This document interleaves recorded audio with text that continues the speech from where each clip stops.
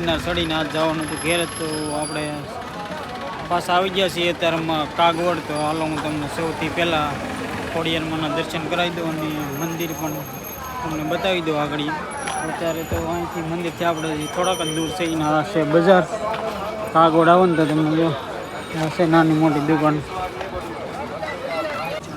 તો આ છે કાગવડ મંદિરે જવાનો એન્ટ્રી ગેટ. તમે તો આજે આઠમ છે એટલે ટ્રાફિક એ બહુ છે. તમે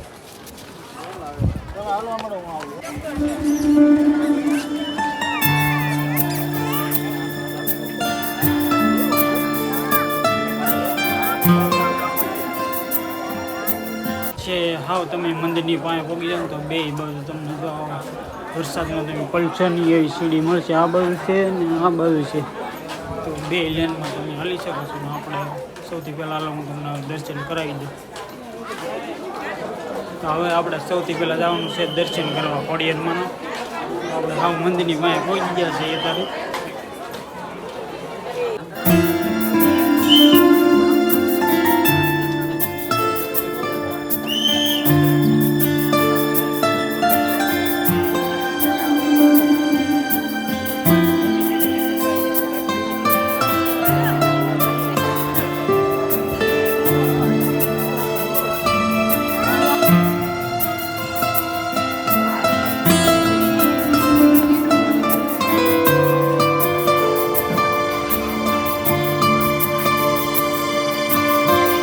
તો અત્યારે મિત્રો આપણે દર્શન કરીને આવી ગયા છીએ બહાર ને અમારી પાસે છે એ મંદિર છે, તમે જોઈ શકો છો.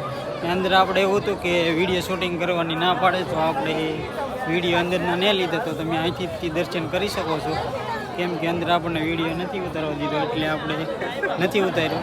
તો ફાઇનલી આપણે દર્શન કરીને આવી ગયા છીએ નીચેને. હવે જવાનું છે આપણે ગાર્ડન છે ને એમાં ઘડીક વાર ફરશું ને પછી નીકળશું ડાયરેક્ટ હવે ઘેર જવા માટે. આ બધું છે લીપ હતી પણ બેહવાનો મેળ ન આવ્યો, કેમ કે અમે પૈગા ને ત્યાં બંધ થઈ ગઈ. તો જો અહીંથી હું છે લીપમાં ચડવાનું છે આપણે.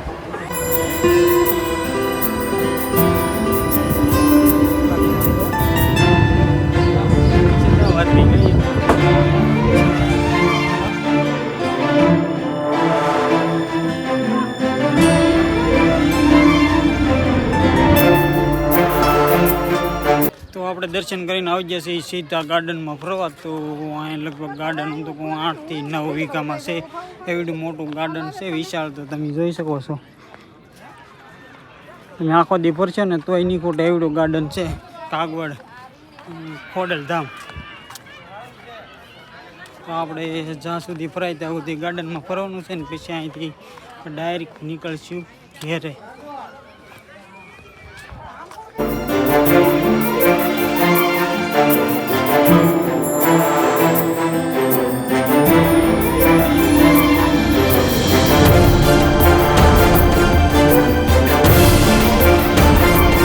તમને નાસ્તા હાઉસ પણ મળી જાય, ચા ને બધી નાસ્તો પણ મળી જાય છે.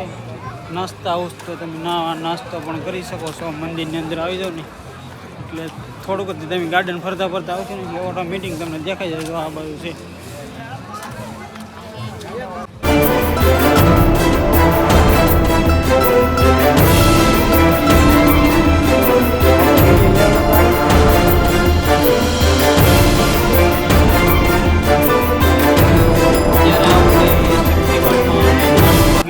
બધું ફરીને આવી જશે એ મંદિરની બહાર.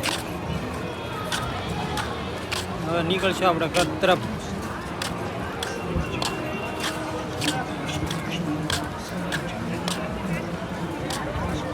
જો ગિરનાર ચડેલો છે ભાઈ, ગિરનાર.